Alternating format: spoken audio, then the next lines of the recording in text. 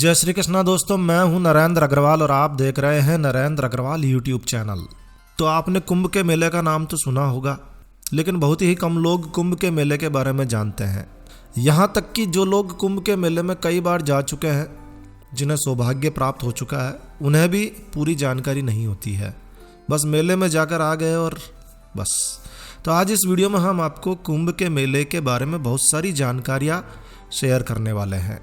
तो इस वीडियो में आपको कुंभ से जुड़ी बहुत सारी जानकारियाँ मिलने वाली है। कुंभ का मेला क्यों आयोजित किया जाता है, कब कब आयोजित होता है, और वर्ष 2021 में कब और कहाँ आयोजित होगा, और स्नान की शाही तिथियाँ कौन सी है, खास तिथियाँ कौन सी है, सारी जानकारी आज इस वीडियो में आपको मिल जाने वाली है।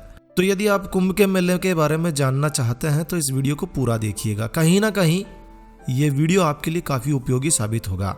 तो आइए शुरू करते हैं। तो कुंभ का मेला पूरी दुनिया में भरने वाले धार्मिक मेलों में से सबसे बड़ा मेला माना जाता है। जी हाँ, ये भारत में भरने वाला एकमात्र मेला है जिसमें हजार नहीं, लाख नहीं, बल्कि करोड़ों की संख्या में पूरे भारत से और भारत के बाहर से भी श्रद्धालु भक्तगण यहाँ आते हैं। कुंभ का मेला भारत में भरे जाने वाले मेलों का सबसे बड़ा मेला माना जाता है। फिल्मों में आपने देखा होगा कि कुंभ के मेले में भाई भाई बिछुड़ जाते हैं, मिलते नहीं हैं। ये पुराने समय की बात है। तो कुंभ का मेला भारत की 4 पवित्र नदियों के तट पर भरा जाता है। कहाँ भरते हैं? 4 पवित्र नदियों के तट पर। कौन कौन सी नदियाँ हैं? तो देखिए, गंगा नदी हरिद्वार, शिप्रा नदी उज्जैन, गोदावरी नदी नासिक, और इलाहाबाद में त्रिवेणी संगम पर, जहाँ पर गंगा और जमुना और सरस्वती तीनों नदियाँ मिलती है, जहाँ संगम होता है तीनों नदियों का, वहाँ पर कुंभ का मेला भरता है। तो कुंभ का मेला मुख्य रूप से 4 स्थानों पर भरता है, लेकिन इसका एक क्रम होता है, एक तरीका होता है। ये मेला कब और किस आधार पर भरा जाता है, चलो इसे भी जान लेते हैं। ज्योतिष के अनुसार जब बृहस्पति ग्रह कुंभ राशि में प्रवेश करता है और सूर्य मेष राशि में प्रवेश करता है, तब कुंभ के मेले का आयोजन किया जाता है। जी हाँ, और कुंभ का मेला भारत की 4 पवित्र नदियों के तट पर ही भरा जाता है। प्रत्येक स्थान पर यह मेला 12 वर्षों में एक बार आता है, यानी कि 3-3 वर्षों के अंतराल में एक बार आता है। यानी कि हरिद्वार में 12 वर्षों के बाद आया है, यदि नासिक में आएगा तो वो 12 वर्षों के बाद में आएगा। उसी सेम स्थान पर 12 वर्षों में एक बार आता है, यानी कि 12वें वर्ष में इस पर्व का उस स्थान पर फिर से आयोजन होता है। यानी कि 4 स्थानों पर बांट दिया गया है। 3-3 वर्षों में ये मेला आ जाता है। तो ये मेला प्रत्येक 3 वर्षों के बाद नासिक, इलाहाबाद, उज्जैन और हरिद्वार में बारी बारी से मनाया जाता है। तो ये तो आपको क्लियर हो गया होगा कि 3 वर्ष में एक बार ये मेला आता है, और एक ही स्थान पर, उसी स्थान पर 12 वर्षों के बाद आता है। इलाहाबाद में संगम के तट पर, जहाँ गंगा, यमुना और सरस्वती मिलती है, संगम पर जो कुंभ का मेला आयोजित होता है वो सबसे भव्य और सबसे पवित्र मेला माना जाता है। इसका मतलब यह नहीं है कि दूसरे स्थानों पर वो पवित्र मेला नहीं है, उतना ही पवित्र है, लेकिन इसकी मान्यता कुछ ज़्यादा है। अब कुंभ के मेले का मुख्य उद्देश्य तो पवित्र नदी के तट पर स्नान करना होता है, इसीलिए कुंभ का स्नान कहलाता है। तो संपूर्ण भारत और भारत के बाहर से लोग कुंभ के दौरान इन पवित्र नदी में डुबकी लगाने के लिए आते हैं, स्नान करने के लिए आते हैं। इसके अलावा और भी कई एक्टिविटीज़ यहाँ होती है। धार्मिक सभाओं का आयोजन किया जाता है। आप यहाँ गरीबों को दान कर सकते हैं, भजन कीर्तन में शामिल हो सकते हैं। बहुत सारे आयोजन किए जाते हैं। बड़ी संख्या में लोग कुंभ के मेले में शिरकत करते हैं, आते हैं, ताकि दुनिया के सबसे बड़े मेले का हिस्सा बन सके। इस मेले का विशेष आकर्षण होते हैं नागा साधु। जी हाँ, नागा साधुओं के द्वारा मेले में विशेष रूप से शाही स्नान किया जाता है। जब नागा साधु शाही स्नान के लिए आते हैं, तब सभी घाट को उनके सम्मान में उनके लिए खाली कर दिया जाता है। अच्छा, जो व्यक्ति नागा साधु बनता है ना, उसे नागा साधु बनाने के लिए भी कुंभ में 108 डुबकियां लगानी होती है। जी हाँ, इसलिए भी नागा साधुओं की संख्या उस समय काफ़ी ज़्यादा होती है। तो कुंभ के मेले के दौरान ही नागा साधु बना जा सकता है। कुंभ के मेले के दौरान आपको हजारों की संख्या में, लाखों की संख्या में नागा साधु देखने को मिल जाएंगे। अच्छा, कुंभ का एक अर्थ होता है कलश। कलश यानी कुंभ। ज्योतिष शास्त्र में कुंभ राशि का चिन्ह भी यही है, कलश है। कुंभ के मेले को कलश से जुड़ा हुआ है। क्यों जुड़ा हुआ है, चलिए वो भी आपको बताते हैं। पौराणिक मान्यता कहती है कि कुंभ का मेला समुद्र मंथन से जुड़ा हुआ है। जी हाँ, कुंभ के मेले को समुद्र मंथन से जोड़ा गया। आपको मालूम होगा कि देवताओं और राक्षसों के बीच में समुद्र मंथन का एग्रीमेंट हुआ था कि भाई हम समुद्र का मंथन करेंगे और उसमें से जो भी चीज़ें निकलेगी वो आपस में बांट लेंगे। तो देवताओं के द्वारा और राक्षसों के द्वारा मिलकर समुद्र का मंथन किया गया। अब समुद्र का जब मंथन किया गया तो बहुत सारी चीज़ें निकली, रत्न निकले, माता लक्ष्मी जी निकली, शंख निकला और बहुत सारी चीज़ें निकली। सभी को आपस में बांटने का निर्णय कर लिया गया, भाई ये फला चीज़ तुम्हारी, ये फला चीज़ हमारी। अब जब समुद्र का मंथन किया जा रहा था तो सबसे मूल्यवान चीज़ निकली अमृत। अमृत जिसे पीने के बाद में अमर हो जाए आदमी, उसे कोई मार ना सके।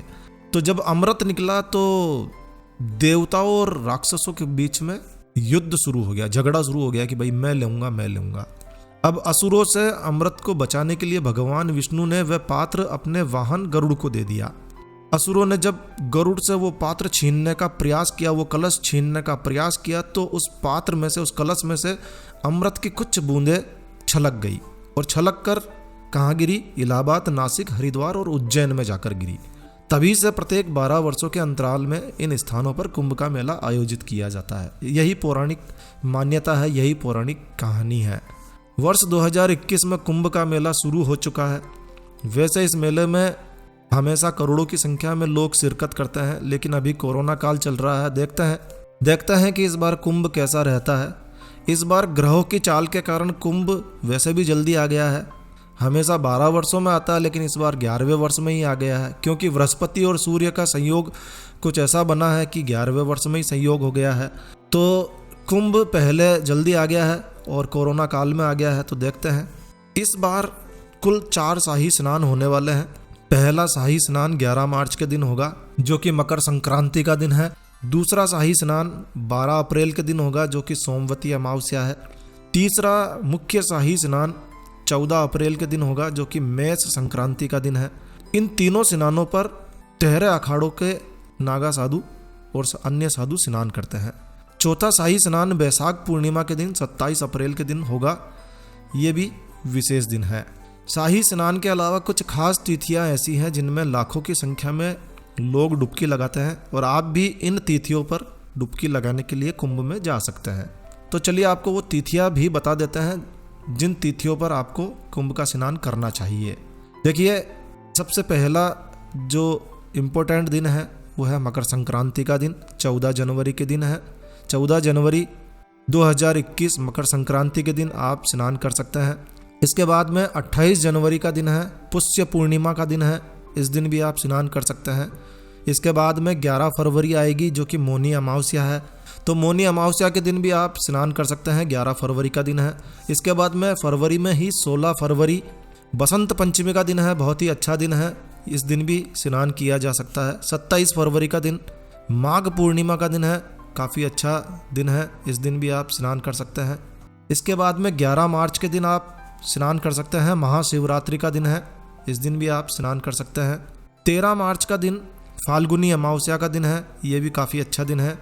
इस दिन भी आप स्नान कर सकते हैं। 28 मार्च का दिन फाल्गुन पूर्णिमा का दिन है, यानी कि अमावस्या और पूर्णिमा के दिन स्नान किया जाता है। ये तो आपको मालूम ही होगा, मैं आपको तिथियाँ बता रहा हूँ। 28 मार्च फाल्गुनी पूर्णिमा का दिन है।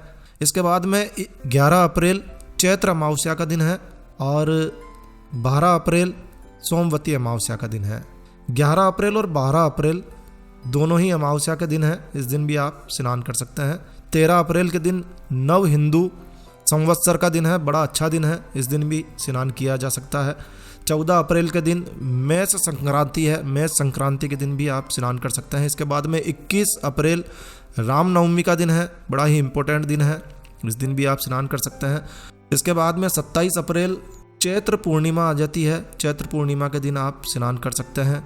इसके बाद में 11 मई वैशाख अमावस्या का दिन है, वैशाख अमावस्या के दिन आप स्नान कर सकते हैं। और इसके बाद में 26 मई वैशाख पूर्णिमा का दिन है, इस दिन भी आप स्नान का आनंद ले सकते हैं। तो ये थी कुंभ की स्नान की तिथियाँ, विशेष तिथियाँ जिस दिन आप स्नान कर सकते हैं। तो दोस्तों, ये थी कुंभ के बारे में जानकारी और वर्ष 2021 के कुंभ के बारे में आपको जानकारी दी गई है। सुनने में आ रहा है कि कुंभ के मेले में शिरकत करने के लिए, जाने के लिए आपको पहले पंजीकरण कराना होगा, रजिस्ट्रेशन कराना होगा। अब ये रजिस्ट्रेशन कैसे होगा, वहीं जाकर होगा या ऑनलाइन होगा, अभी तक इसका कुछ क्लियर डिक्लेरेशन हुआ नहीं है। अगर ऐसी कोई सूचना हमें मिलती है तो हम कम्युनिटी टैब में आपको डाल देंगे या फिर वीडियो बनाकर आपको बता देंगे।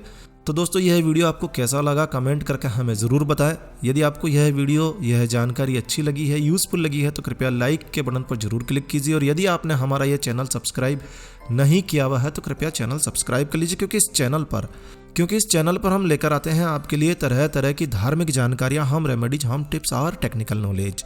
तो सब्सक्राइब करने पर आपको हमारे नए वीडियोज़ की अपलोड्स लगातार निरंतर मिलती रहेगी। तो अभी सब्सक्राइब के लाल बटन पर क्लिक करके चैनल सब्सक्राइब कर लीजिए।